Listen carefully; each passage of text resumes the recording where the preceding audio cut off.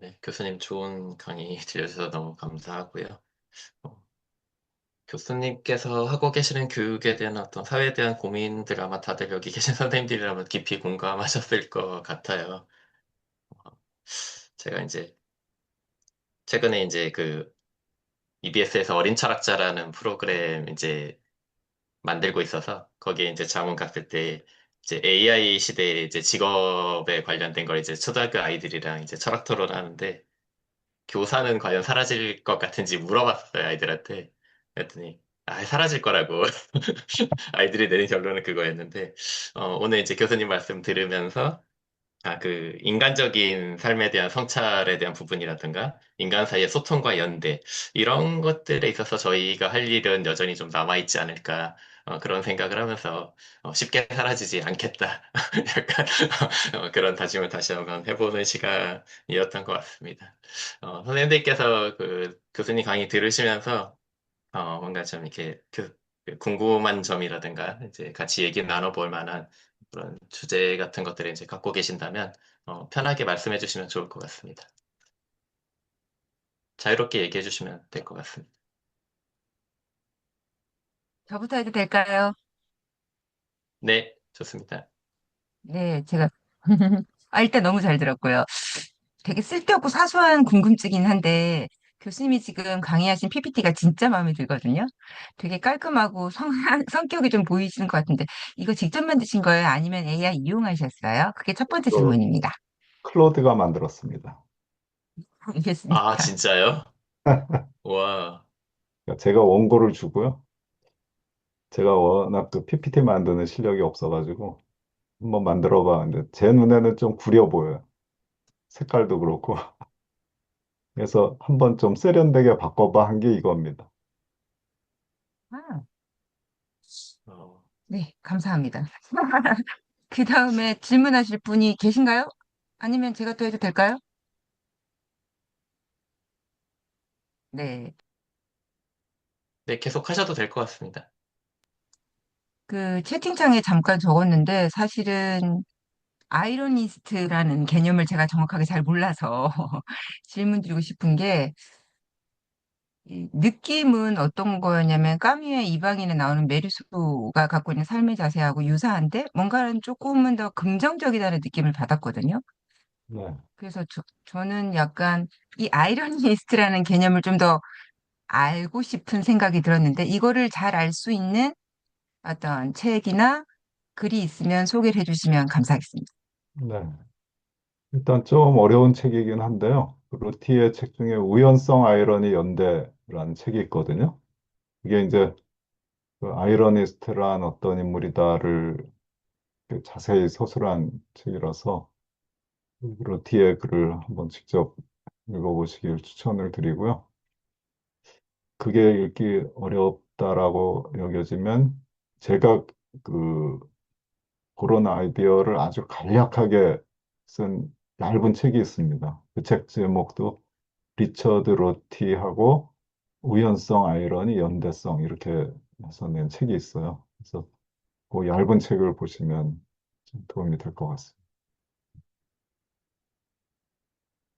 아까 이제 메르소 얘기를 하셨는데 사실 그런 실존주의적인 고민이 있다라고 봅니다. 그러니까 이 실존주의자들이 탄생하게 된 배경도 말하자면 그 어떤 본질주의에 대한 회의잖아요. 그러니까 실존이라는 개념 자체가 본질보다 뭐 실존이 앞선다, 뭐 이제 이런 얘기도 있고, 그러니까 인간의 그 삶의 의미 같은 것이 그 전에는 뭐 신에 의해서 부여됐다라든가 뭐 이런 식으로 인간이 어떻게 할 수 없는 어떤 거대한 어떤 것에 의해서 인간이 그 삶의 의미를 부여받았다면 실존주의자들의 고민은 그것이 없어진 상황에서 인간은 어떻게 살 것인가를 고민한 거잖아요.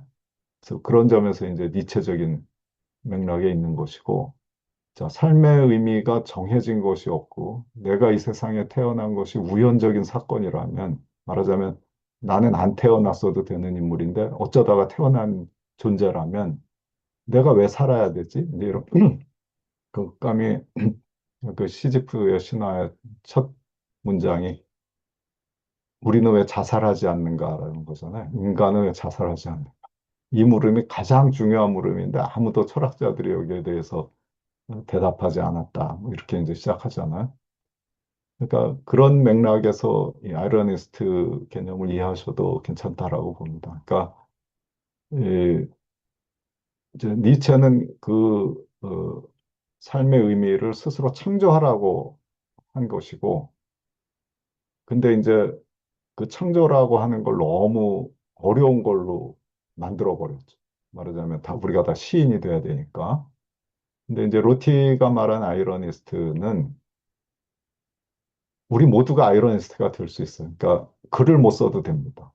그냥 배운 게 없어도 우리는 아이러니스트가 될 수 있어요. 그러니까 아이러니스트의 요건은 자기 삶에 대해서 끊임없이 그 의미를 묻는 인간이에요. 쉽게 말하면. 죽을 때까지. 그러니까, 근데 그런 것도 쉬운 일은 아니잖아. 대부분의 사람들이 그냥 그런 생각 안 하고 죽을 수도 있잖아요.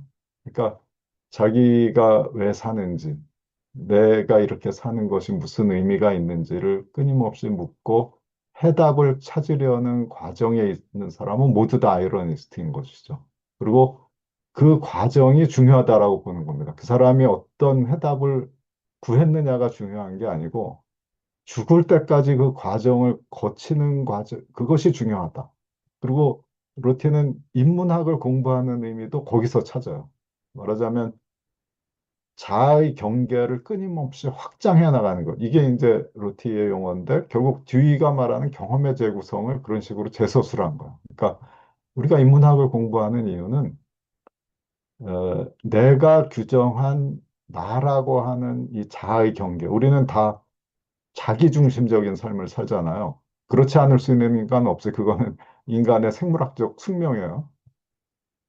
자, 그렇지만 우리가 더 나은 인간이 된다라는 것은 그러니까 뒤의적인 의미에서 그 경험의 재구성을 할 수 있는 인간이 된다는 것은 자기가 설정한 자아의 경계를 끊임없이 확장해 나갈 수 있는 인간인 것이죠.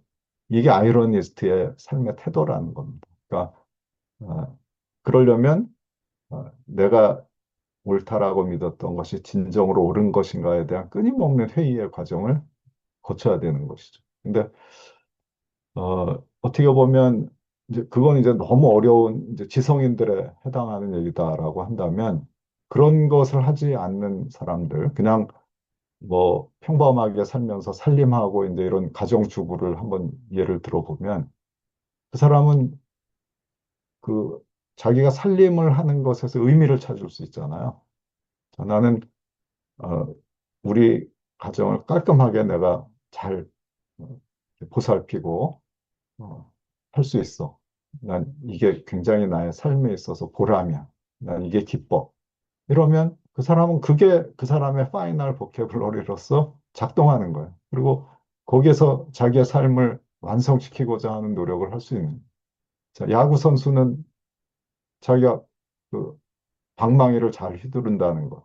그런 것에서 그런 파이널 보캐블러리를 찾을 수 있는 것이고, 뭐, 그거는 그 사람의 삶의 맥락에서 결정되는 것입니다. 그래서 그 어떤 욕망이건 그것이 다른 사람을 고통에 빠뜨리지 않는 이상, 그건 그 사람의 파이널 보캐블러리가 될 수 있는 거죠.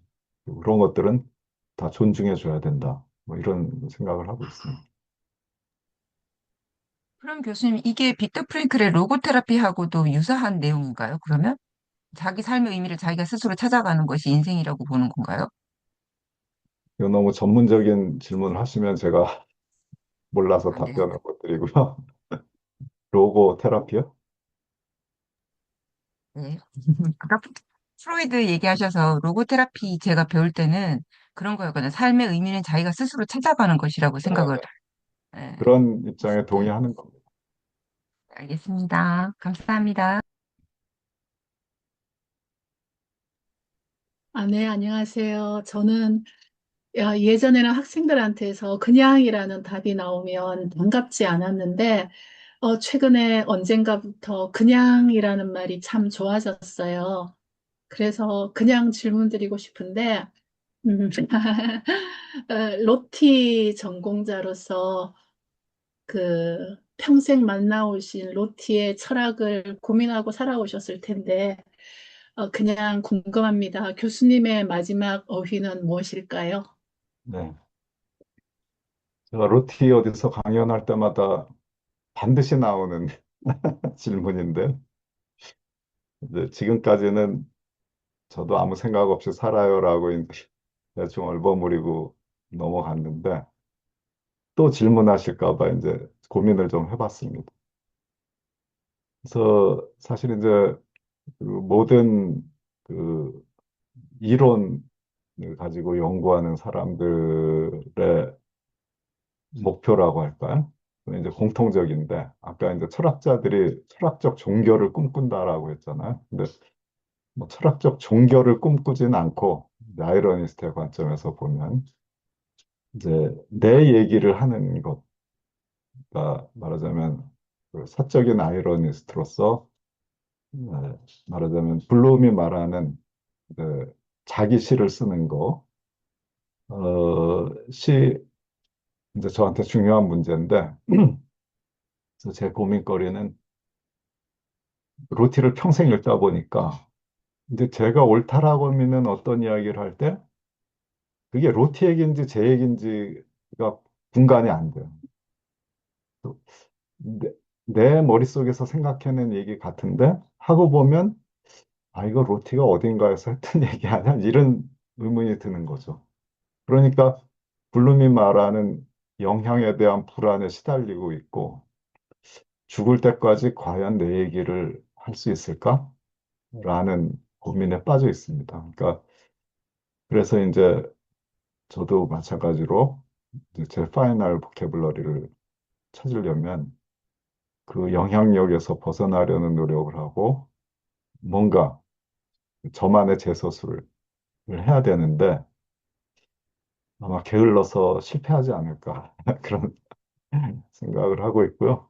근데 또 한편에서 보면 로티가 어떤 대목에서 설사 실패하더라도 그것은 나름대로 어, 스스로의 맵시를 뽐내는 시도라고 우리가 봐야 된다라는 위로의 말을 한 대목이 있어서 아유, 뭐 실패해도 괜찮겠거니 그러고 게으르게 살고 있습니다.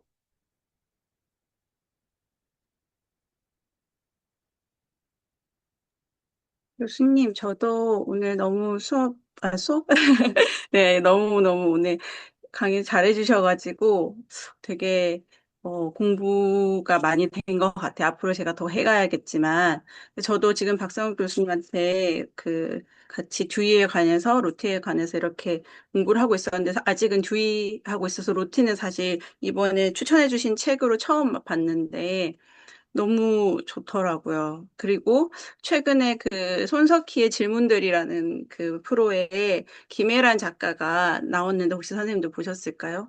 저는 깜짝 놀랐거든요. 근데 그분에 대해서 신영철 평론가라는 분이 한 줄로 평한 게 김혜란 작가는 늘 그래왔고 앞으로도 그럴 것인 것이 사회학자이다. 이렇게 표현을 했는데 그게 오늘 말씀하신 시인이자 혁명가 리버럴 아이러니스트로서의 삶이 어떤 것일까를 잘 보여주는 인물 같아가지고, 또 그게, 어제 제가 봤거든요. 어제 봤는데 오늘 이렇게 이어진다고? 이러면서 재미있게 잘 들었고요. 저는 궁금한 게 아까 교육의 원리와 잘못된 교육관 얘기하실 때 다른 것들은 좀 공감이 가고 이해가 됐는데 개발로서의 교육 그래서 잠재 능력을 끌어내는 것만을 교육으로 간주하는 것, 이것이 잘못되었다라고 얘기했는데, 그러면 또 개발로서의 교육이 전제하는 다른 교육은 무엇이고, 그걸 어떻게 하는 것이 우리에게 지금 필요한 건지, 그게 좀 궁금합니다. 네. 일단 손석희 질문들은 안 봤고요. 김혜란 작가는 저도 좋아하고, 그래서 제가 학생들하고 독서 모임 하는데 김혜란 작가의 소설을 얼마 전에 같이 읽고 재밌는 얘기를 나눴습니다. 그리고 그 개발로서의 교육을 이제 뒤가 비판하는 맥락은 뭐냐면 이제 학생들이 사실은 어떤 능력을 가지고 어떤 재능이 있는지 우리는 몰라요. 근데 이제 개발로서의 교육을 하고자 하는 사람들은 특정한 능력을 전제하고 그걸 학생들로부터 끄집어내려는 시도를 한다는 거죠. 근데 두이가 생각하는 학생의 능력이라는 거는 환경하고 상호작용하면서 발달하는 것이거든요. 그러니까 애초에 선언적으로 걔한테 어떤 능력이 있는 것이 아니고 걔가 사회적 환경 속에서 또는 자연적 환경 속에서 서로 소통하고 교류하면서 그때그때의 맥락에 맞게 아이는 창의성을 발휘하는 거죠. 그러니까 듀이가 말하는 창의성이라는 거는 대단한 게 아닙니다. 그러니까 1 더하기 1은 2라는 걸 안 학생이 1 더하기 2는 3이다라는 걸 스스로 깨우쳤으면 굉장한 창의력이 발휘된 거라고. 그러니까 창의성이라는 건 모든 생명체에 주어져 있는 거예요. 그러니까 그게 어떻게 보면 진화론적으로 보면 우리가 살아남을 수 있었던 이유이기도 하죠. 그래서 어, 교육자 입장에서 아, 얘 안에 이런 능력이 있는 것 같아. 난 그걸 개발할 거야. 이렇게 하면 뒤의 관점에서는 이미 외적인 목적을 부과한 거야. 그 학생한테. 그러니까 학생 스스로가 맥락에 맞춰서 창의적으로 성장하게끔 돕는 거. 이런 식으로 어, 말하자면 환경을 조성하는 데서 교육자의 역할은 끝나는 것이고 교육자가 볼 때, 아, 얘 요런 재능이 있네. 이걸 개발해야지. 이렇게 하는 순간 오히려 그 재능은 억압될 수 있다. 이렇게 보는 것 같습니다.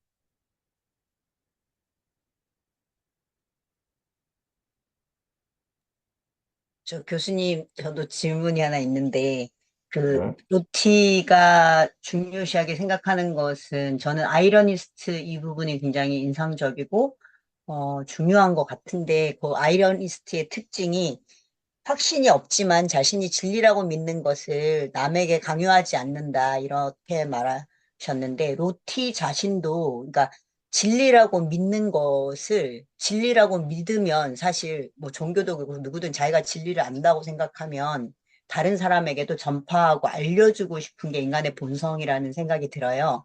그런데 로티 자신도 그런 진리가 있다고 생각하는 사람인지 아이러니스트들이 진리가 있다고 생각하는 사람인지가 저는 궁금합니다. 그러니까 진리가 이 태도인지, 진리가 사실은 없는데, 진리라고 혹시 자기가 믿을 수 있잖아요. 그렇지만 다른 사람에게도 이런 좀 이렇게 허용적인 태도를 가지고 있는 것인지, 아니면 진리라고 믿음에도 불구하고, 진리가 있어서 믿음에도 불구하고, 자기를 개방하는 태도인지, 그것이 궁금합니다. 그러니까 이 채팅창 보니까 이제 교화에 대해서 질문해 주신 선생님이 계셔서 그거랑 묶어서 한번 답변을 한번 드려보면,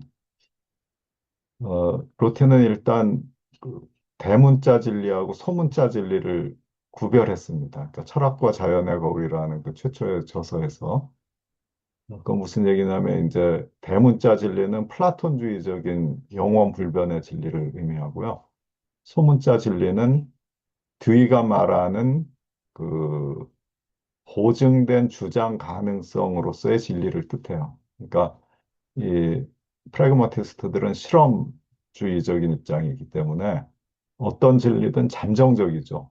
최종적인 진리가 아니에요. 그러니까 그 다음 연구에 의해서 그건 뒤집힐 수 있는 것이고 이게 소위 이제 지성적 태도잖아요.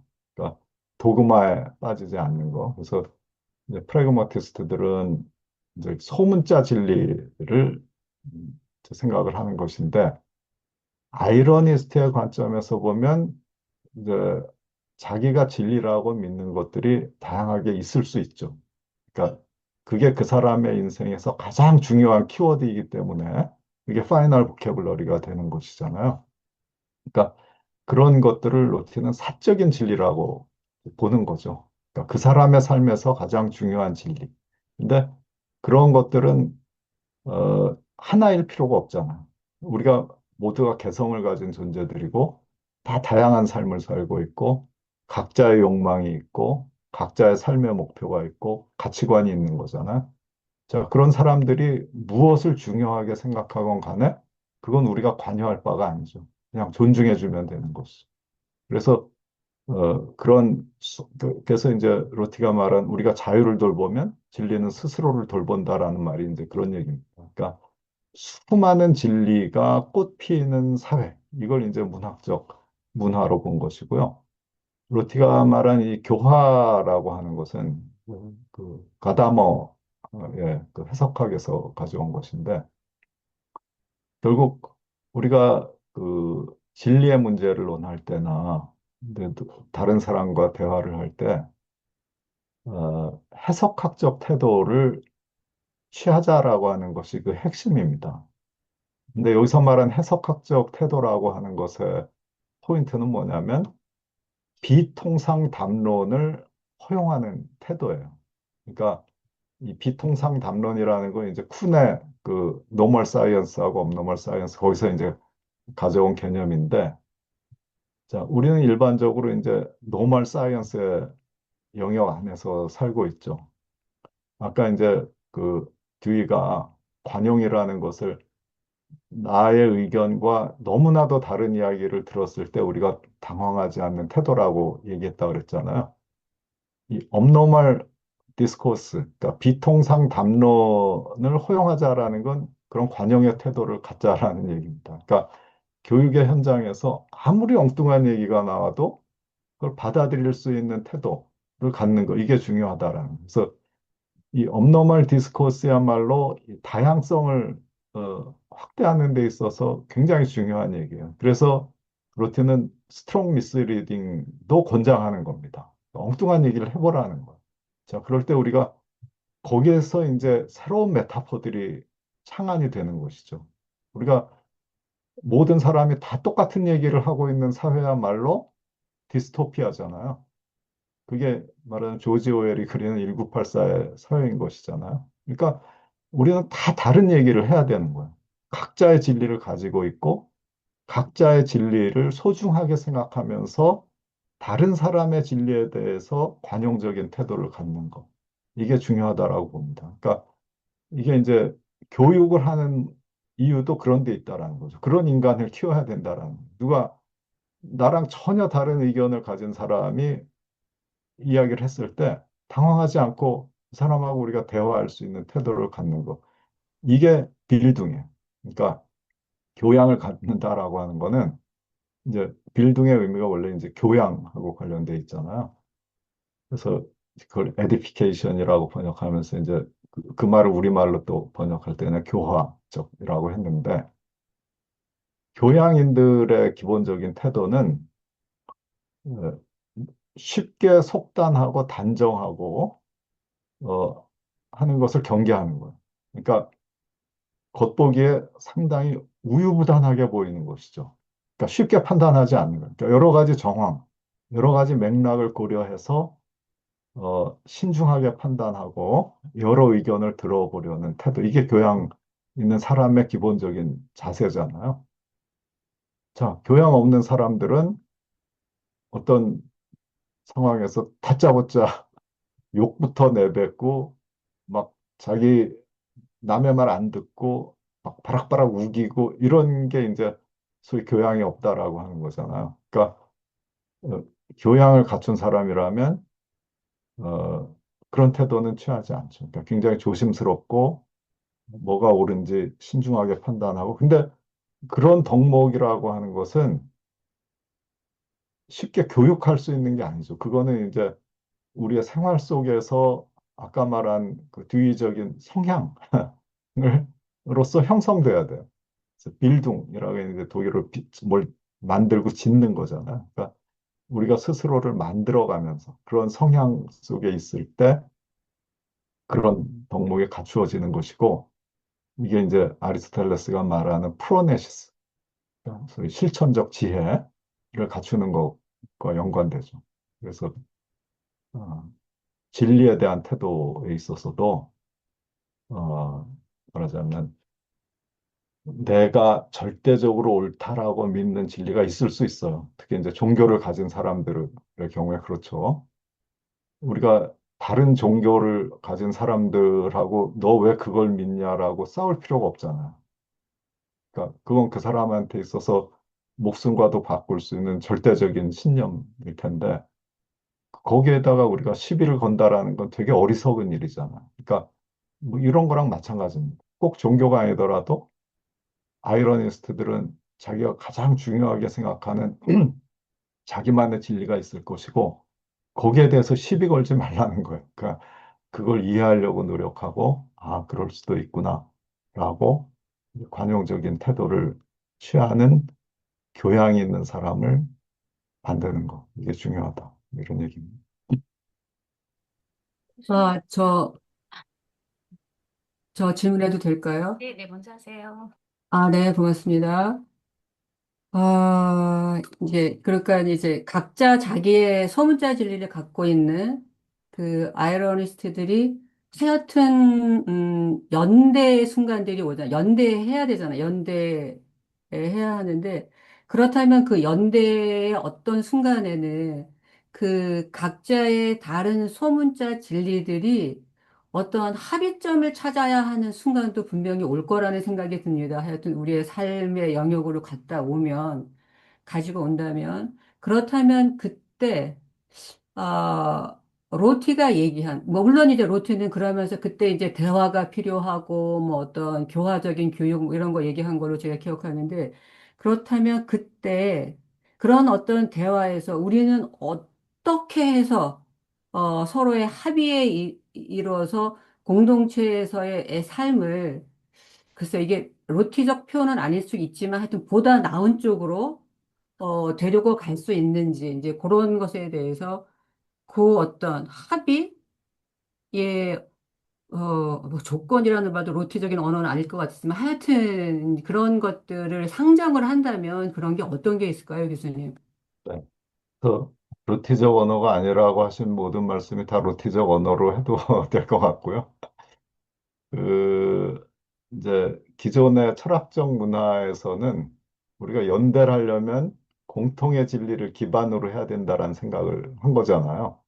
그러니까 공통의 세계관, 공통의 인간관을 가지고 있을 때, 말하자면 공통의 진리에 입각해서 실천해야 된다라는 것이잖아요.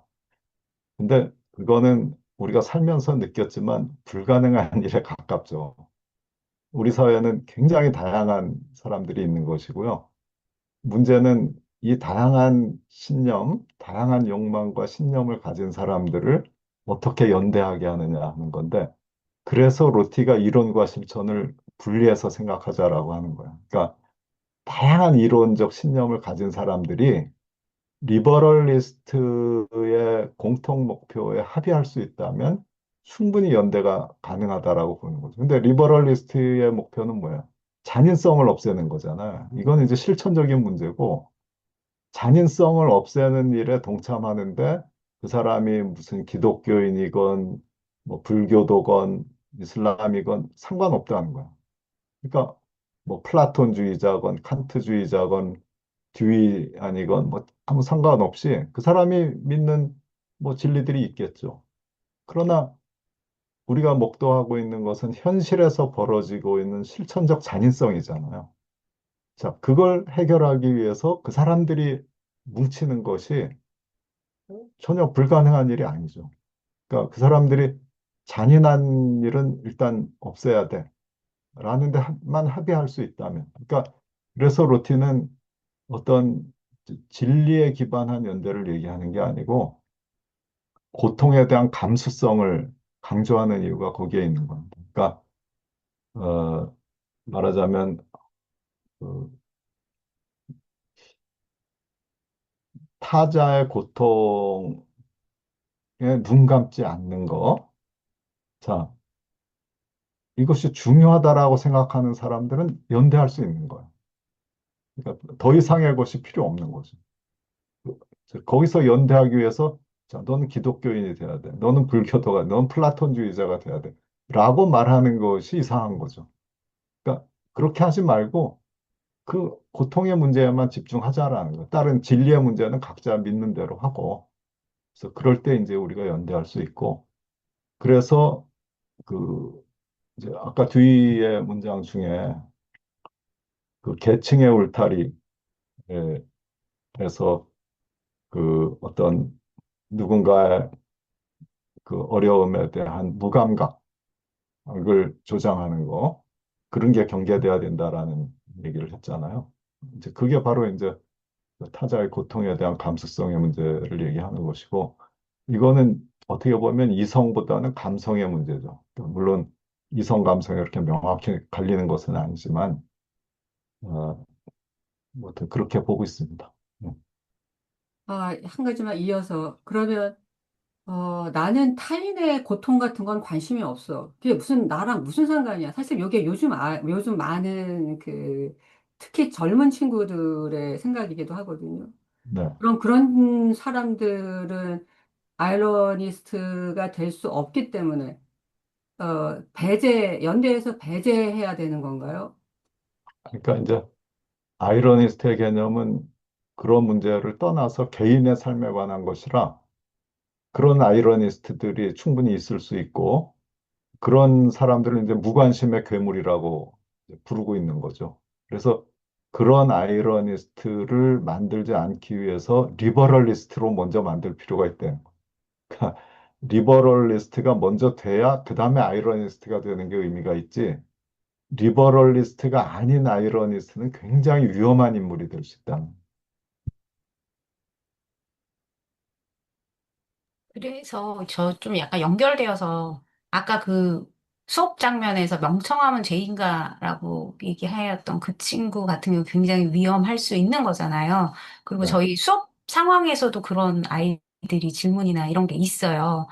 그러면 이제 일단은 관용의 태도로 당황하지 않고 받아들여 준 다음에 어떻게 풀어야 될까요? 아니면 그 각자의 소문자 그래, 너의 진리도 그럴 수 있어. 하지만 이런 측면에서는 생각해 보면 어떻겠니라고 이제 가야 하는 거겠죠? 그래서 리버럴 리스트를 만들 수 있는 어떤 다양한 토론이나 뭐 문학 작품을 읽히고 뭐 이런 식으로 가야 하는 건가요?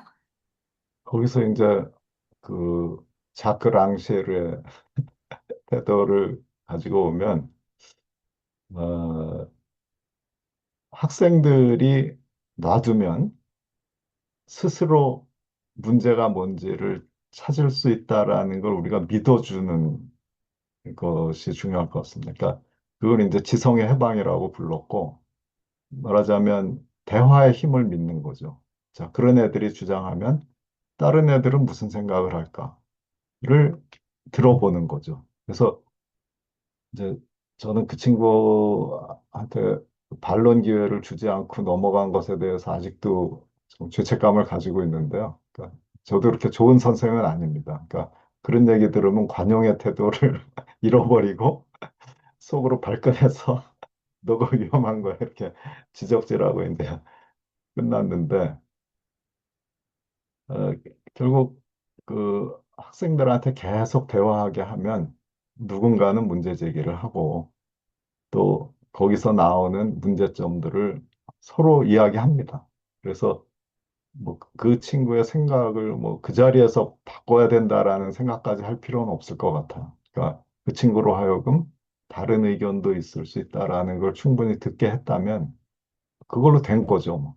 그래서 어, 우리가 우리가 생각하는 가치를 이제 그 친구한테 주입시키려고 하는 순간 그 친구는 아마 그 방향으로 더 나갈 겁니다. 그래서 어, 교육 현장에서도 그 선생님들이 당황하지 않는 것, 그런 태도를 갖는 게 중요한데 저부터가 안 되기 때문에 별로 드릴 말씀이 없습니다. 이렇게 이어지는 이야기라서요. 작년에 수업을 하는데 자기는 이기주의자가 되는 게 꿈이래요. 네, 그래서 왜 그렇게 생각하느냐 그랬더니 자기는 모둠 활동도 싫고 내가 하기 싫은 거는 안 할 자유와 권리가 있는데 왜 이런 거를 나한테 하려고 하느냐. 그리고 내가 이걸 안 한다고 해서 쟤네들이 뭐 다치거나 이렇게 위험한 상황도 아닌데 왜 나한테 이거를 계속 하라고 하느냐. 그래서 나는 어른이 돼서도 강력한 이기주의자가 될 거야라고 선언을 했어요.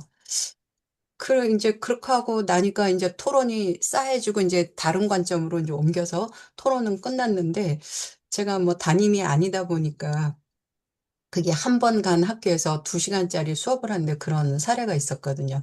그래서 이런 아이들이 많다면 이게 과연 연대고 뭐고 이게 과연 될 것이냐.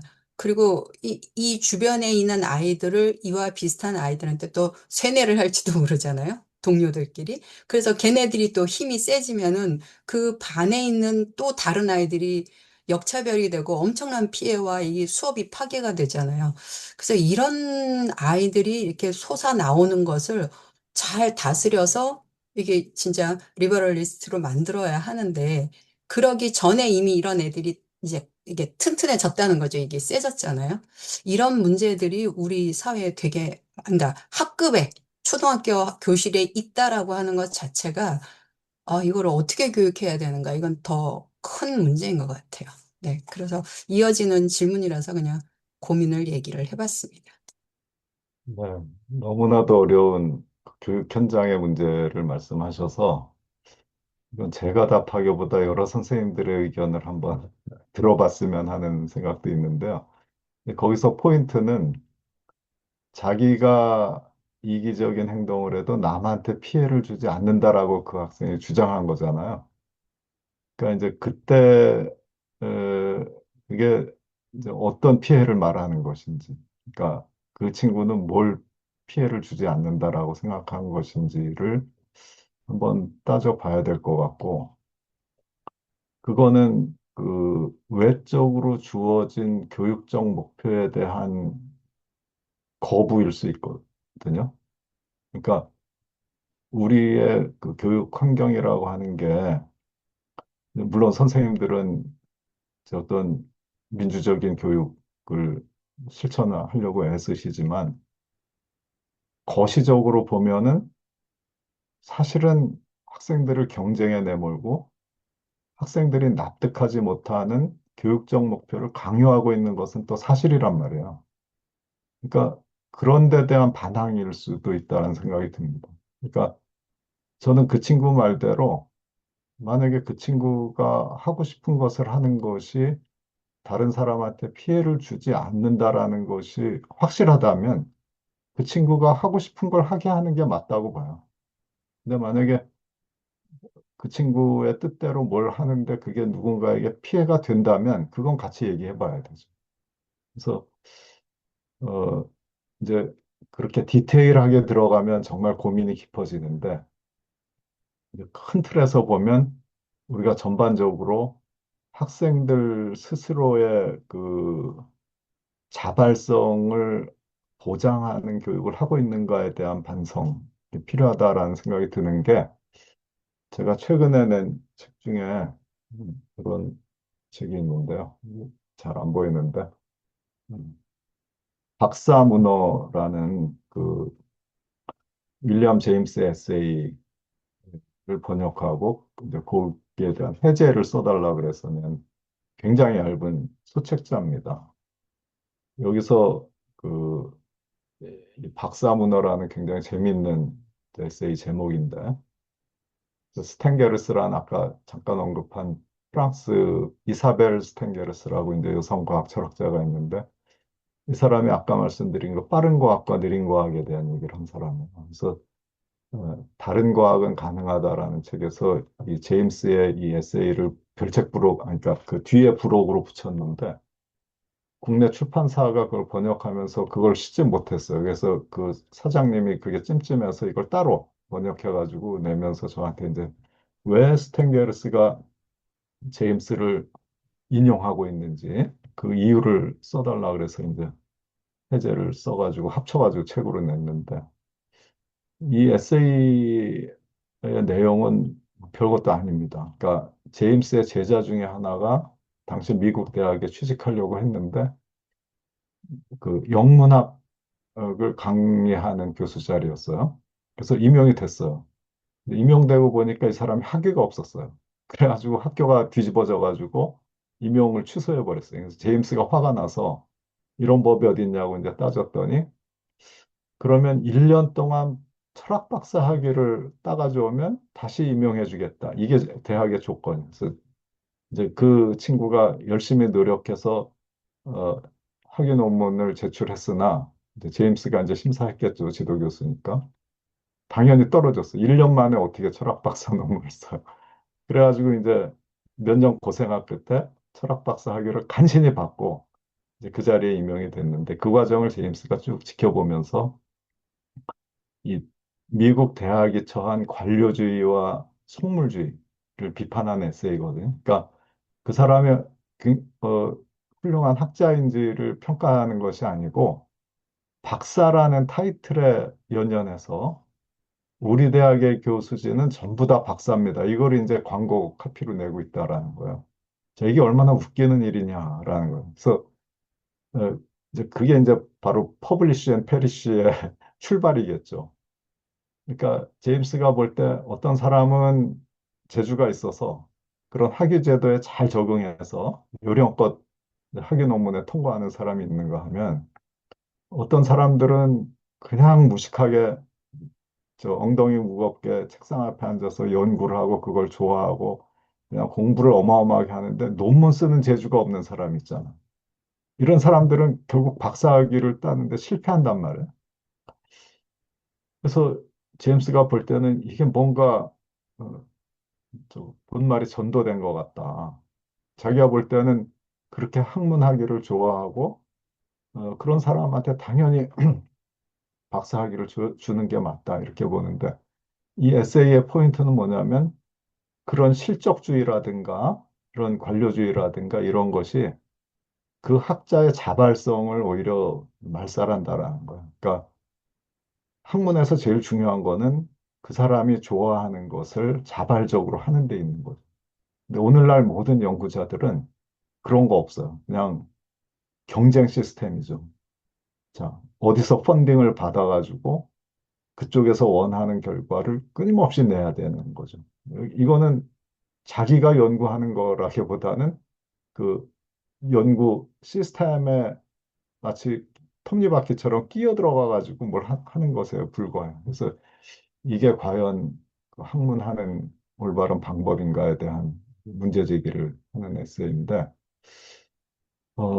우리의 교육 현장에서 과연 학생들의 그 자발성을 독려하고 있는지, 그러니까 네가 원하는 거, 네가 관심 있는 걸 하도록 환경을 만들고 있는, 물론 이상적인 얘기라고 이제 현장에서 비판하겠지만, 그렇지 않는 한, 어, 거기에 반항하는 학생들이 나오는 것은 오히려 건강한 측면이 있다. 그러니까 왜 나한테 이런 거 가르쳐요라고 누군가 따진다면 이거 칭찬해 줄 만한 거죠.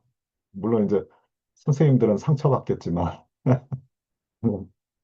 잘 키우려고 했는데 그 반항하면 엄청 상처받겠죠. 그래서 그런 측면으로도 한번 생각해 볼 수 있다. 한번 그런 생각도 해봅니다.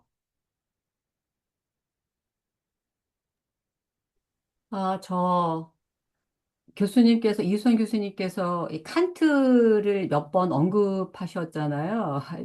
여기 지금 칸트 연구자이신 김종국 교수님이 와 계신데, 김종국 교수님 혹시 뭔가 좀 말씀을 하실 수 있는지, 예, 아니면 안 하셔도 되지만, 그래도 김종국 교수님의 말씀도 간단하게라도 듣고 싶은 생각이 들거든요, 저는. 예, 갑자기 졸다가 깼습니다. 예, 유 선생님 강의 잘 들었습니다. 평소에 듣던, 사실은 우리 연구자들끼리 서로 다 아는 것 같지만, 소통이 사실은 없거든요. 근데 제가 평소에 존경하고 그러던 분의 이야기인데, 정작 듣지는 못했었구나. 그런 생각이 들어서 오늘 들었는데, 정말 잘 들었습니다. 고맙습니다.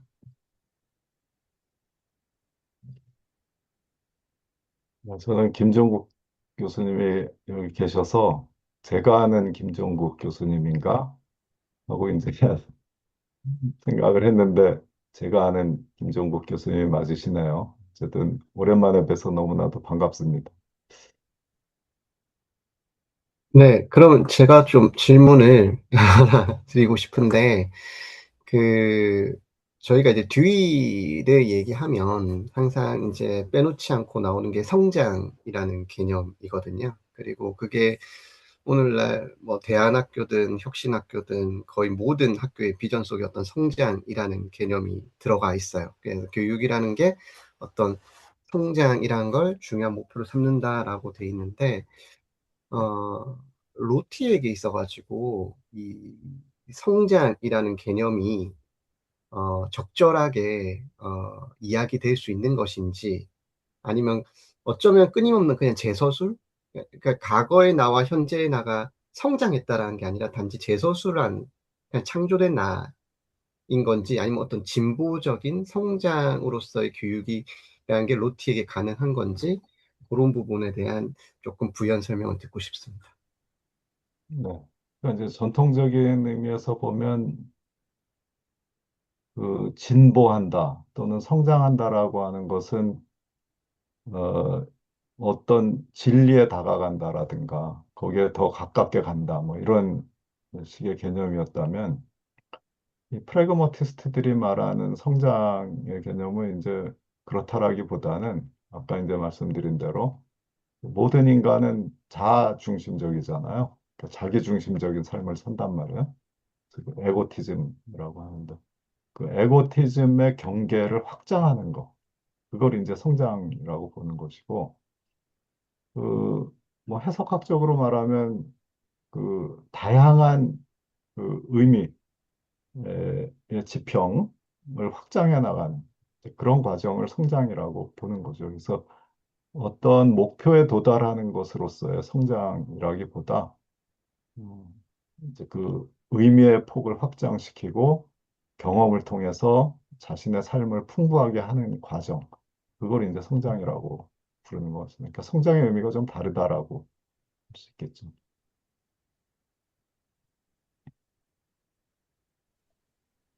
아, 안녕하세요, 교수님. 저 강의 너무 재밌게 잘 들었고요. 어, 저는 먼저 실용주의, 실용주의라고 하는 게 퍼스에서부터 시작을 했잖아요. 그래서, 퍼스와 듀이로 이제 이어지는 이래 실용주의자들이 강조한 것 중에 하나가 이제 지성적인 방법으로 탐구를 이제 강조를 했다고 저는 알고 있는데, 그렇다면 로티는 어떻게 보면 로티도 그 어떤 자율적이면서 상상력을 발휘해 가설을 세우고 대안을 만들어내는 그런 능력이 중요하다라고 보는 것 같아서 거기에서 탐구를 이 사람도 이어받았다라는 생각이 들긴 해요. 그래서 로티가 이러한 어떤 탐구를 어떤 식으로 이어받았는지가 첫 번째 궁금하고 두 번째는 제가 이제 이쪽에 지식이 좀 짧아서 퍼스가 이야기하는 그런 어떤 개념이 형성되는 과정에서 이런 실제적인 효과가 중요하다. 이것이 결국은 이제 습관이 되고 개념이 되고 이렇게 이제, 어, 그런 어떤 그 사고의 방법, 그 과정을, 이렇게 탐구의 과정을 정의하는데 그렇게 사용을 했는데 사실 실제적인 효과라고 하는 게 과연 무엇인지가 궁금하더라고요. 그래서 그 두 가지 질문 네. 드립니다. 로티 자신이 그 탐구에 관한 뭐 글을 직접 쓰진 않은 것 같고요. 그러니까 이제 맥락이 달랐기 때문에 로티는 그 아무래도 현대 철학자니까 그 분석 철학 베이스고 그러니까 처음에 이제 분석 철학으로 시작을 해서 이제 심리 철학의 전문가로 이제 프린스턴 대학의 교수가 됐거든요. 그래서 기본적으로 분석 철학이라고 하는 것은 일단 그 공통의 그 탐구 방법이 있습니다. 그러니까 기호 논리학에 입각을 해서 언어를 분석하는 거죠. 그래서 그 논증하는 글을 써가지고 결국 이제 참거짓을 가리는 시도를 하는 거예요. 그래서 근데 로티가 이제 프래그마티스트로서 전향한 이유는 과연 그와 같은 철학적 탐구 방식이 바람직한가에 대한 회의를 한 거죠.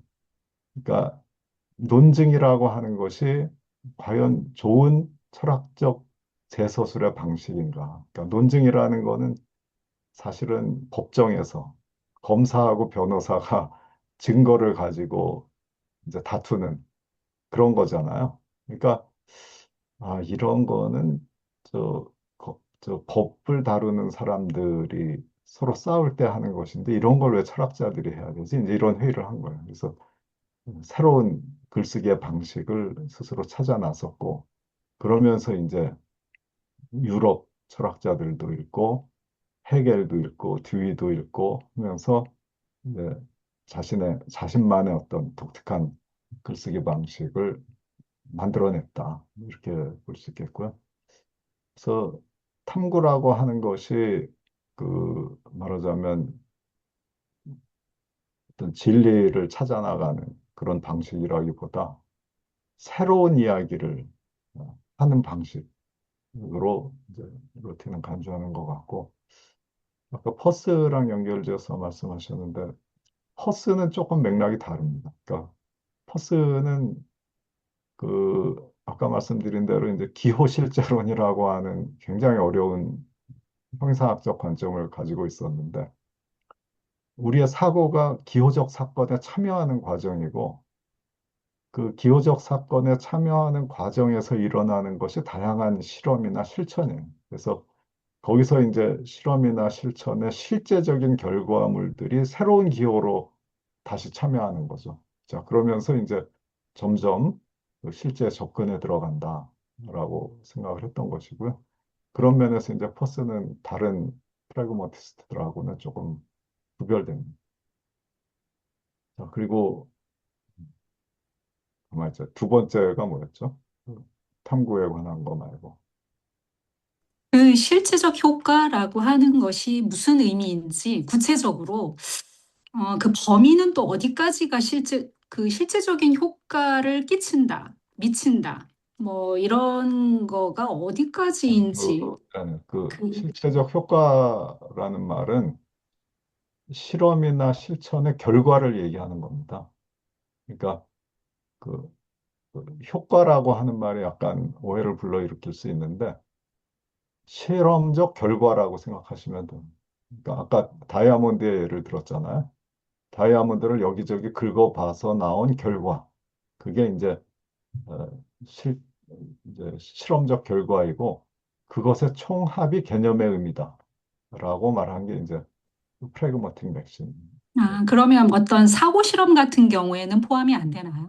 염두에 두지 사고 않았나요? 실험도 뭐 충분히 포함할 수 있죠. 음. 그래서 사고 실험도 결과물이 있는 것이잖아요. 그러니까 이런 것을 전제했을 때 이런 결과가 나올 것이다. 그것이 이제 논리적으로 정합적이면 그런 결과를 가지고 우리가 개념에 대해서 얘기할 수 있는 거죠. 그래서 그런 것까지 다 포함할 수 있다라고 생각합니다. 그래서 저는 이 실제적이라는 말 뜻이 우리가 감각할 수 있는 경험만을 말하는 건지 아니면 어디까지를 이야기하는지를 잘 모르겠더라고요. 그래서 한번 질문해 봤습니다. 그러니까 이제 그런 말을 할 때 맥락은 기본적으로 과학자들의 관찰과 실험을 모델로 삼은 것 같거든요. 그래서 과학자들이 실험실에서 하는 관찰 또는 실험, 이것의 결과물을 가지고 얘기하자라는 것이고, 이제 듀이가 그런 것을 나중에 사회적인 실천 영역까지 다 확장시킨 거죠. 그래서 예. 확장적인 개념으로 보면 거기서 말하는 실천적 혹은 실험적 결과는 선생님이 지금 말씀하신 뭐 사고 실험 같은 걸 포함해서 모든 것을 다 그러니까 사회적 실천의 영역까지 포괄될 수 있다 이렇게 생각을 합니다. 네, 감사합니다. 어, 네, 저는 좀 궁금한 게 있는데요. 이제 마지막 어휘라느니 뭐 이런 말씀을 하셨잖아요. 근데 그 마지막 어휘라고 하는 거는 이제 죽을 때 가봐야지 되는 것이고 계속 바뀔 수 있는 거라고 생각이 들거든요. 10대 때, 20대 때 이게 또 큰일을 당했을 때 이게 마지막 어휘가 계속 바뀔 수 있다라고 생각하는데 그것까지는 뭐 이게 이해가 될 것 같은데 개념이라고 하는 거가 나는 이런 어휘로, 그러니까 이런 것으로서 나의 마지막 어휘로 할래라고 하는 그 지금 이 순간에 내가 잠정적으로 정한 그 개념이 다른 사람과 다를 수도 있잖아요. 우리가 모든 사람이 다 합의해서 나 이 개념 이렇게 쓴다, 이렇게 하는 것이 아니라 나만의 이야기인 거잖아요. 그러면 이 개념이라고 하는 것은, 말이라고 하는 것은 가장 큰 공공성임에도 불구하고 각자가 자기가 또 갖는 그 범위가 또 있잖아요. 그렇다면은 이것이 어떻게 물론 뭐 여기서 라지티를 바란다는 건 아니지만 자기가 그 개념을 쓰면서도 이 개념이 맞게 쓰는지조차도 검증이 안 되는 상태잖아요. 내 안에 있으니까. 나의 이야기를 다 남한테 풀어낼 수도 없는 노릇이고. 이렇게 되는 문제는 어떻게 바라봐야 하는지가 궁금해졌습니다. 네. 그래서 이제 그 파이널 보캐블러리를 찾고자 하는 아이러니스트에게 중요한 것은 새로운 메타포의 창안입니다. 근데 여기서 이제 메타포라는 얘기가 나오잖아요. 그러니까 리터럴한 것과 메타포리컬한 거, 이제 그것에 관한 이제 소위 철학의 연구 논문들이 많이 있는데, 이제 전통적으로는 A를 말하기 위해서 B를 말하는 것을 메타포라고 늘 규정을 했어요. 근데 이제 그 데이비슨이라고 하는 분석 철학자가 자, 메타포라는 게 그런 게 아니고 메타포는 아예 의미를 갖지 않아. 이제 이런 주장을 했거든요. 의미가 없는 게 메타포야. 그러니까 이제 로티가 이제 그런 입장을 받아들이는 겁니다. 그러니까 사실은 메타포리컬한 것과 리터럴한 것은 본질적으로 구별되지 않아. 그러니까 그 언어라는 것도 로티의 관점에서 보면은 우연적인 진화의 산물이거든요.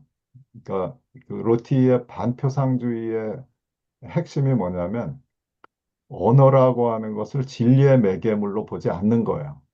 그러니까 이 본질주의자들은 그 언어가 표상하는 진리가 있다라고 믿어요. 자, 그런데 진화론적 관점에서 보면 언어는 계속 변하고 있잖아요. 그러니까 새로운 언어가 계속 만들어지고 있고, 우리가 사용하던 언어가 없어지기도 하죠. 그러니까 그 실용주의자들이 볼 때는 언어는 환경에 적응하거나 대처하기 위한 도구예요. 여기도 이제 도구주의적 관점이 들어가는데, 자, 아까 말씀하신 이제 그 마지막 어휘와 관련해서 아이러니스트의 과제는 새로운 메타포를 만들어내는 거예요. 그러니까 이 실용주의자나 데이비슨의 관점에서 볼 때 메타포라고 하는 것은 어, 우리가 어떤 것을 재소술하려고 했는데 마땅한 언어가 없을 때 메타포가 등장하는 거예요. 그러니까 문자 그대로의 단어는 사실은 죽은 메타포예요. 그러니까 책상, 이런 의자, 이런 것도 맨 처음에는 메타포로서 등장해요. 맨 처음에 그걸 뭐라고 불러야 될지 모를 때 누군가가 메타포를 만든 거죠. 근데 그것이 이제 모든 사람들이 쓰는 단어가 되면 문자적인 것이 돼요. 자, 그래서 아이러니스트한테 중요한 것은 자기만의 어휘거든요.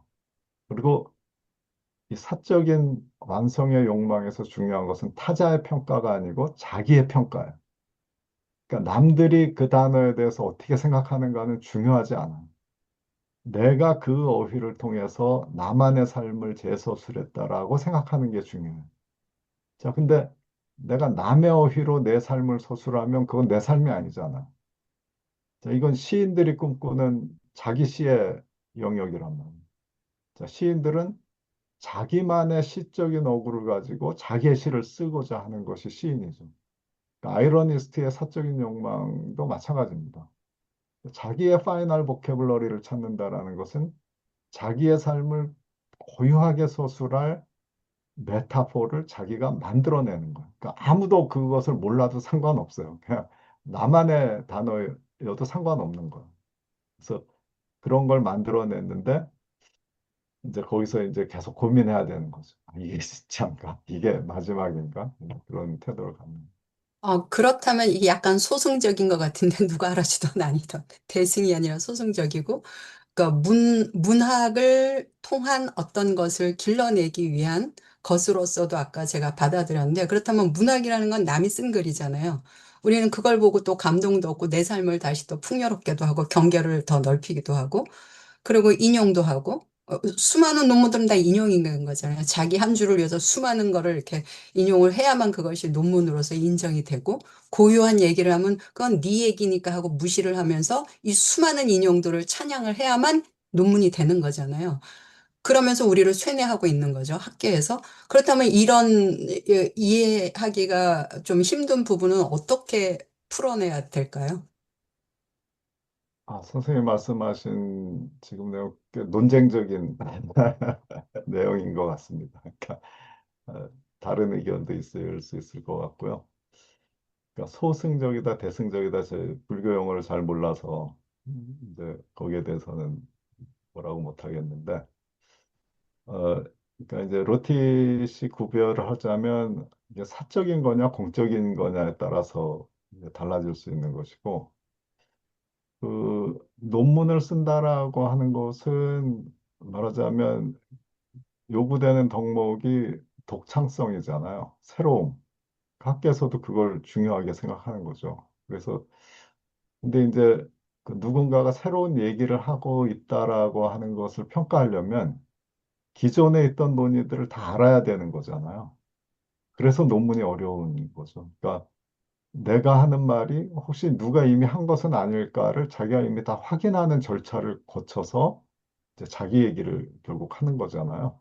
그러니까 그 논문을 써서 인정을 받는다라는 것도 그냥 아이러니스트의 작업하고 크게 다를 거 없다는 생각도 듭니다.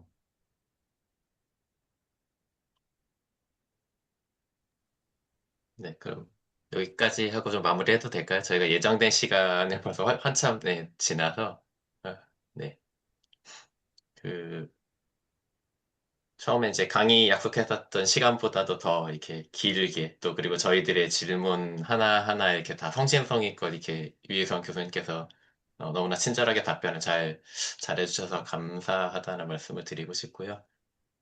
그리고 또 이제 막 빠르게 이렇게 강의하시는 게 아니라 천천히 뭔가 이렇게 사이사이에 텀을 두시고 저희가 생각할 수 있는 잠깐 이런 걸 곱씹어 볼 수 있는 여유를 주어 가시면서 이렇게 강의를 하시는 것 같아서 저는 되게 좋았거든요. 그래서 이제 저희가 이제 철학적 탐구 공동체라는 것을 통해서 아이들하고 이렇게 더 다양한 생각들을 이제 찾아내고 그런 이제 아이들의 자율성 이런 것들을 이제 확보하고 좀 더 창의적이고 자기만의 생각들을 갖게 하려는 어떤 노력의 일환으로서 그런 교육들을 계속 이제 고민하고 있는데 오늘 교수님의 강의가 그런 데 있어서 많은 또 도움이 되지 않았나 싶은 생각이 듭니다.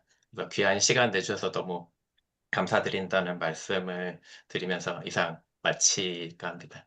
네. 감사합니다. 교수님 너무 감사합니다. 감사드립니다. 감사합니다.